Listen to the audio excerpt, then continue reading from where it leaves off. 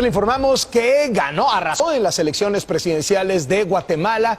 Alejandro Yamatei le venció a la polémica ex primera dama de ese país. Muchísimas gracias por estar en enlace con Despierta esta mañana. Presidente electo, muy buenos días. Muy buenos días, Carlos. Un verdadero gusto estar con ustedes. Gracias. Más que nunca es importante la relación entre México y Guatemala por todo lo que está sucediendo con los migrantes, por la presión de Donald Trump. Hace unos días se anunció que su país sería tercer país seguro, un arreglo entre el gobierno del presidente actual, Jimmy Morales, el presidente saliente, y el presidente Donald Trump. ¿Piensa usted mantener esto de que Guatemala sea tercer país seguro? Pues muchísimas gracias. Yo creo que hay que verlo, hay que analizar el caso en su verdadera dimensión. En primer lugar, ese convenio que actualmente fue firmado tiene ahorita un retraso en los Estados Unidos debido a que una Corte Federal de los Estados Unidos lo dejó en suspenso, debido a que consideran que el gobierno de los Estados Unidos se extralimitó en sus funciones y que no lo podía hacer directamente.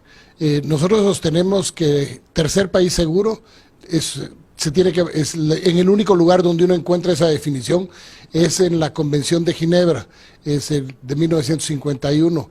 Y eso obliga forzosamente a que tenga que ser tratado bajo la Convención de Viena, es decir, un tratado entre dos países, lo que obligaría a que el Congreso de los Estados Unidos y el Congreso de Guatemala lo conozca.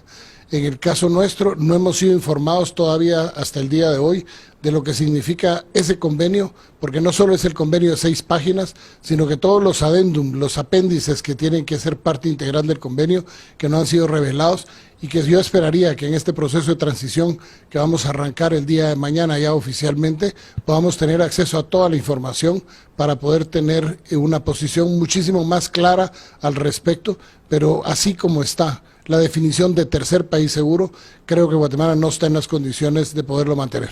¿Qué le parece, presidente electo, la manera en cómo México ha enfrentado el asunto migratorio, lo que está haciendo el gobierno del presidente López Obrador en su frontera con Guatemala?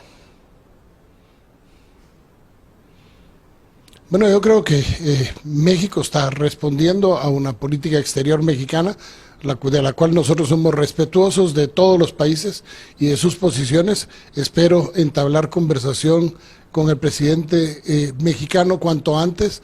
Este es un tema que me obligará a ir a México y esperaría que el presidente López Obrador me reciba cuanto antes para que podamos entrar en un diálogo franco y abierto, no solo sobre el tema migratorio, sino sobre la posibilidad de entrarle a resolver el problema desde la estructura, es decir, desde el fondo del asunto y no solo desde los efectos, la coyuntura, que es la que parece que nos tiene ocupados hoy en día. Presidente electo, buenos días. En particular sobre el fortalecimiento de la frontera entre México y Guatemala, la estrategia del presidente López Obrador de empezar a dibujar una frontera que ha estado desdibujada históricamente. ¿Cuál es la sensación desde el lado guatemalteco? ¿Va a hacer lo mismo, digamos, el lado guatemalteco? Pues nosotros pretendemos, y como ya lo hice en una visita al Senado y al Congreso mexicano, donde tuve la oportunidad de reunirme con algunos senadores y congresistas, a exponerles como candidato en ese entonces, hace 3 semanas atrás, la importante necesidad de que establezcamos un proyecto de desarrollo fronterizo para atender la zona limítrofe de los dos países, que en el lado de Guatemala abarca 40 municipios de los departamentos de Huehuetenango, San Marcos y Quiché, y que podamos del otro lado de la frontera de México atender los mismos problemas que tiene México en el sur de México, solo que del lado de Chiapas, para que podamos principiar a atacar las causas estructurales que dan origen a la migración.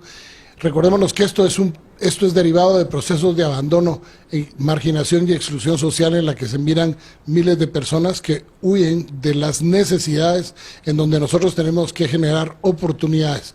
Yo no creo que sean muros físicos ni muros de armas los que vayan a detener la migración. Lo que detiene la migración es la construcción de muros de oportunidades, y eso es lo que quisiéramos hacer al declarar esa zona fronteriza de una zona especial económica en donde podamos hacer y corregir las graves deficiencias que tenemos en ese lado de la frontera nuestra. Presidente electo, buenos días. ¿Va usted a aceptar el dinero que propone México entregar a su país para la creación de empleos allá en su nación? Bueno, tengo que hablar como le digo, con el gobierno mexicano sobre el tema de lo que estamos proponiendo y de que, por supuesto, conocer, yo sé la preocupación de México con respecto al Triángulo Norte. Yo espero ahondar fuertemente en las relaciones entre México y Guatemala, en donde podamos invitar incluso a los inversionistas mexicanos a que volteen a ver al sur. Si tanto problema tienen en el norte, que miren hacia el sur. Aquí van a ser bien recibidos, en donde van a poder encontrar las facilidades para que puedan venir e instalarse desde aquí para llegar al mercado centroamericano y el Caribe mucho más fácil desde Guatemala. ¿Está violando México los derechos humanos de los guatemaltecos que migran? Bueno, yo no creo que el Estado mexicano los esté violando. Yo creo que sí hay una violación de los derechos humanos per se, que se da en el transcurso de ese trayecto, que muchas veces es inhumano, de los migrantes, pero no tiene que ver con que realmente sean solamente las autoridades.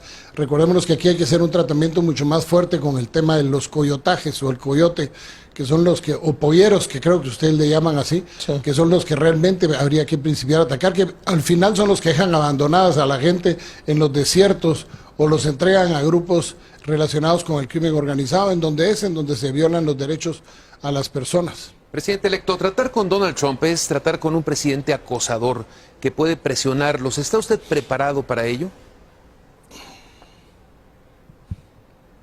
Bueno, yo soy un hombre que estoy acostumbrado a trabajar bajo presión. Siempre lo he hecho toda mi vida. Así que vamos a tratar de mantener relaciones cordiales con todo el mundo. Y vamos a tratar de mantener esas relaciones diplomáticas que están basadas en un principio básico que se llama reciprocidad.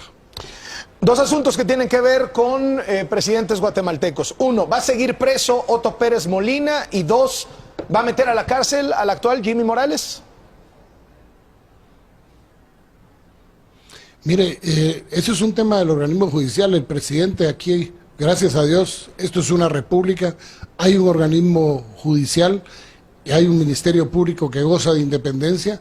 Ellos tienen un proceso, el expresidente Otto Pérez Molina tiene un proceso abierto, hasta donde yo tengo entendido, tiene varios procesos y van a seguir su curso. Nosotros vamos a mantener la independencia de poderes tal y como lo manda la Constitución y vamos a colaborar en todo sentido con los entes investigadores en cualquier caso que se nos requiera, ya sea de un expresidente o de cualquier funcionario. Nosotros somos enemigos de la corrupción y vamos a entrarle muy fuertemente a colaborar con las autoridades judiciales en todo lo que tenga que ver en el combate a la corrupción. Alejandro Yamatei, presidente electo de Guatemala, gracias por estos minutos para Despierta y muy buenos días.